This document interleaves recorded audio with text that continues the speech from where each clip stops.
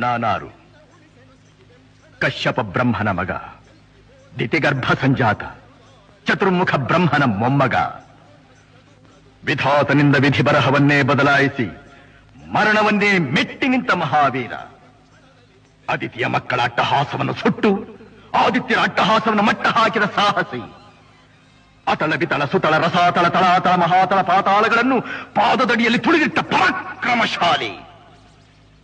ಅಡಿಯಿಟ್ಟರೆ ಬೆರೆಯುವುದು ಭೂಮಿ, ತಲೆ ಎತ್ತಲು ಬೆಚ್ಚುವುದು ಭಾನು, ಕೈ ಎತ್ತಲು ನಡುಗುವುದು ಸೃಷ್ಟಿ.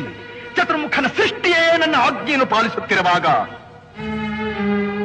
ಯಕ್ಕಶ್ಚಿತ್ನದ ಮಗ, ನೋ ಜನ್ಮ ಕೊಟ್ಟ ಮಗ, ನನ್ನ ವಂಶವನ್ನೇ ಬೆಳಗಬೇಕಾದ ನನ್ನ ಕುಮಾರ, ನನ್ನ ಆಶಾ ಜ್ಯೋತಿಯಿಂದ ಎಂದು ನನ್ನ ಮನಸ್ಸಿಗೆ ನೆಮ್ಮದಿಯಿಲ್ಲವೆಂದರೆ ಛೀ, ಇದೊಂದು ಬದುಕೆ, ಇದೊಂದು ಜನ್ಮವೇ, ಎಂತಹ ದುರ್ವಿಧಿ, ಇದೆಂತಹ ದುರ್ವಿಧಿ.